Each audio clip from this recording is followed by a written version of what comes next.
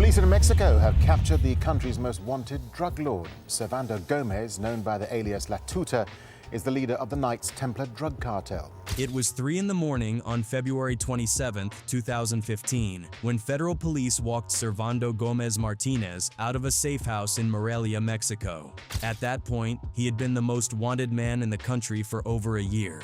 But what makes Tuta different from every cartel boss Mexico has ever captured is what he was doing before all of this. The former primary school teacher is the leader of the so-called Knights Templar Cartel. A school teacher earning $200 a month who quit and built one of the deadliest cartels Mexico has ever seen. And when a journalist asked him how a teacher ends up running a cartel, this is what he said.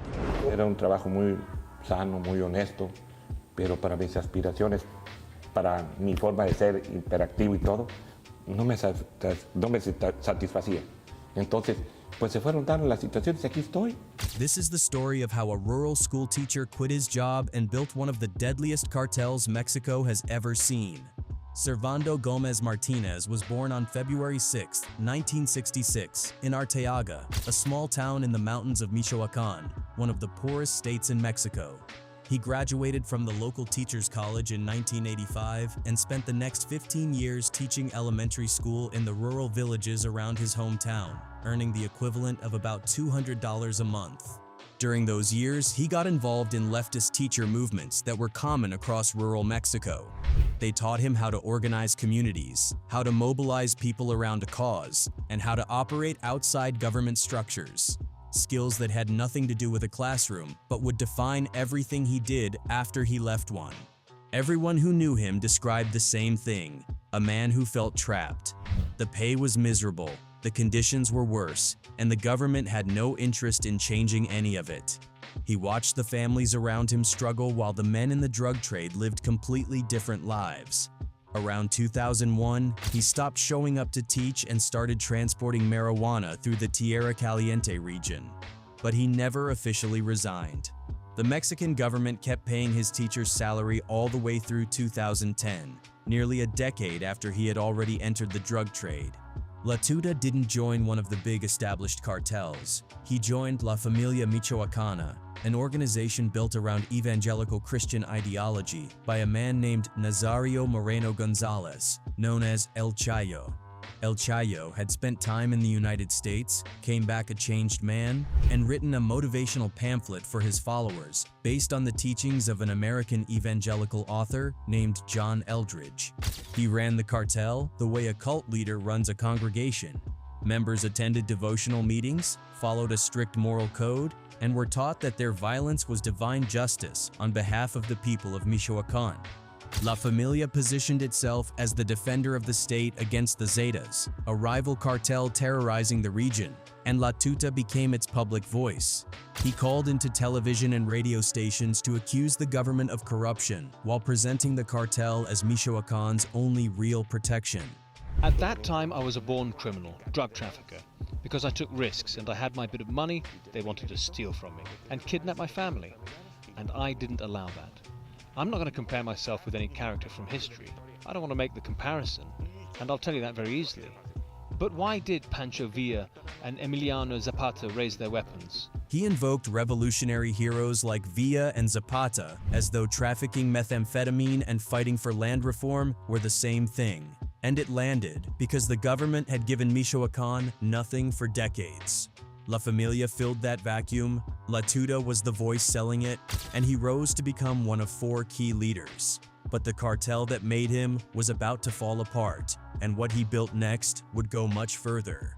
In December 2010, the Mexican government announced El Chayo had been killed in a shootout. His body was never found, and the announcement threw La Familia into a power struggle. Tuta publicly eulogized El Chayo and vowed to continue, but behind the scenes he refused to follow José de Jesús Méndez Vargas, known as El Chango, who was trying to keep La Familia under his control. By early 2011, Tuta had split off and co-founded his own organization. He called it Los Caballeros Templarios, the Knights Templar, after the medieval Catholic military order that fought in the Crusades. And he didn't just take the name. He built an entire world around it. He wrote a 22-page booklet called The Code of the Knights Templar of Michoacán, with over 50 rules every member had to follow. They swore to protect the oppressed, the widow, and the orphan. They couldn't abuse women or children, couldn't use drugs, and the cartel drug-tested its own members. They pledged to fight materialism and seek truth through God. Betrayal meant death for the member, his family, and the seizure of everything he owned. Members boarded public buses, left copies of the code on the seats, and walked off at the next stop. They hung banners from bridges, held public events, and built shrines to El Chayo, who they now venerated as a folk saint called San Nazario. New recruits dressed in medieval robes for initiation and performed blood pacts. Before every murder, members attended devotional meetings and prayed, treating each killing as an act carried out in God's name. De que me da temor como ser humano, me da temor. Sí me da temor, pero sé lo que represento y lo que soy y sé que algún día me va a suceder algo. Si nos hemos equivocado, pido una disculpa. Sé que pidiendo disculpas de todos no me la van a perdonar. O sea, si es, soy delincuente y sé que no me la van a perdonar. The man who wrote that code about honor and service to God, who made his hitmen pray before they killed, was sitting in front of a journalist admitting he was a criminal who expected no forgiveness. He knew exactly what the Knights Templar were. He just believed the religious theater would keep the people of Michoacán on his side long enough for it to matter. By 2013, the Knights Templar governed Michoacán.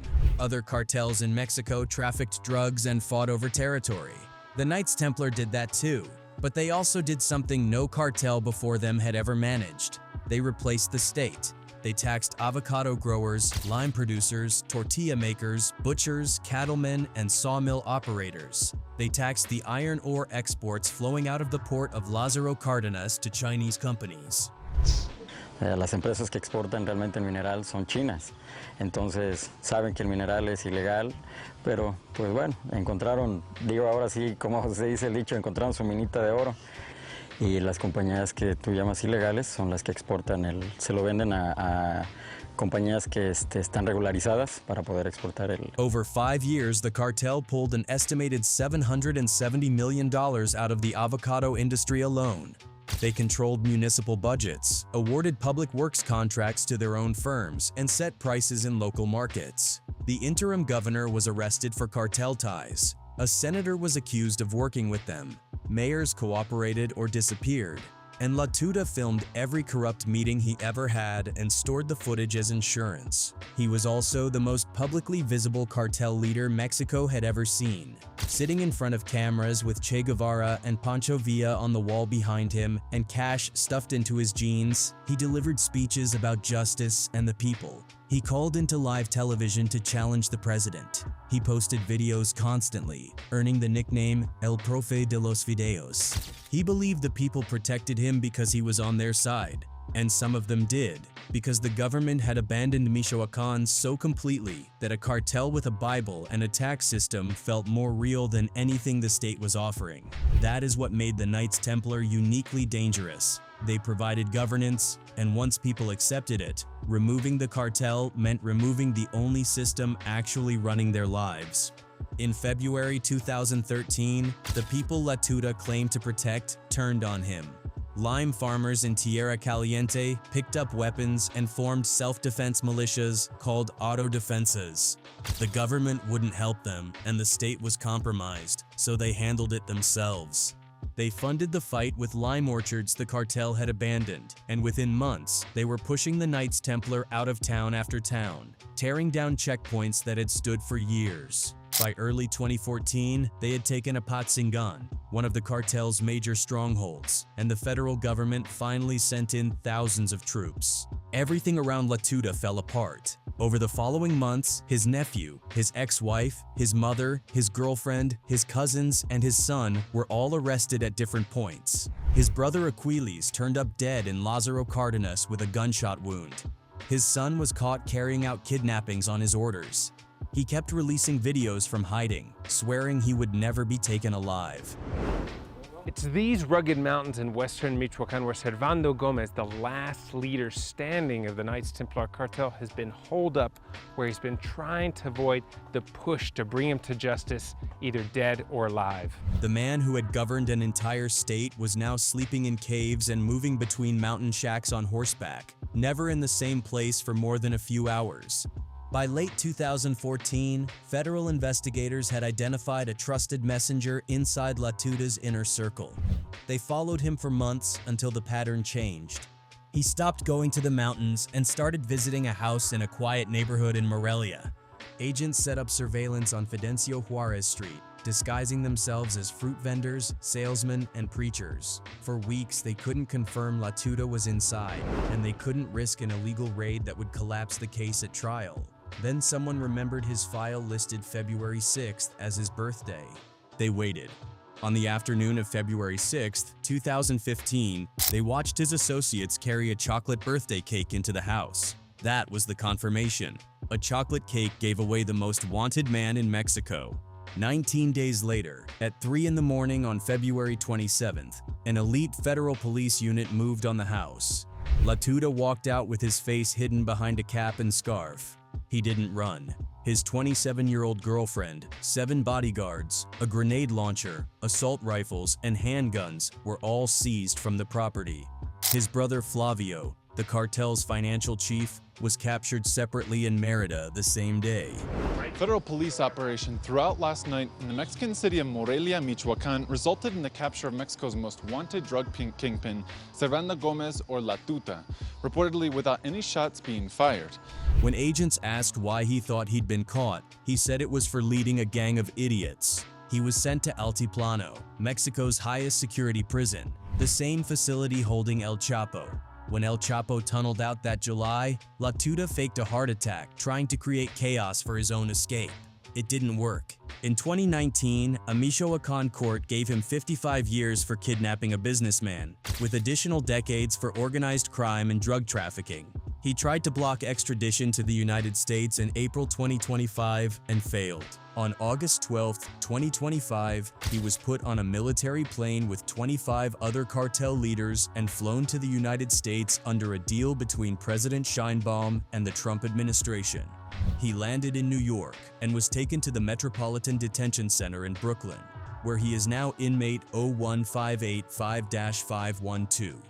The men in the cells around him are El Mayo Zambada of the Sinaloa cartel, Rafael Caro Quintero, who ordered the killing of DEA agent Kiki Camarena, Vicente Carrillo Fuentes of the Juarez cartel, and Omar Trevino Morales of the Zetas.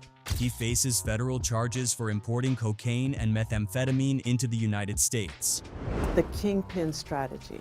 The kingpin strategy is that to dismantle a drug cartel, you go after the head. And when the head goes down, then the cartel gradually falls apart or becomes less powerful. But the consequences of this has been throughout the country that it causes more violence, because there's a battle of succession and there's turf wars between cartels to see who takes over. The Knights Templar collapsed after his arrest, and the Jalisco New Generation cartel moved into Michoacán to take what he left behind. The auto defenses were absorbed, dismantled, or killed. Hipólito Mora, the lime farmer who started the first militia, was murdered in June 2024, and the taxes La Tuta created on avocados and limes never stopped. Different men collect them now, but the system keeps running because it never depended on him. He proved that a cartel could govern a state so completely that the machine outlives the man who built it. Anyway, that's it for the video. Bye.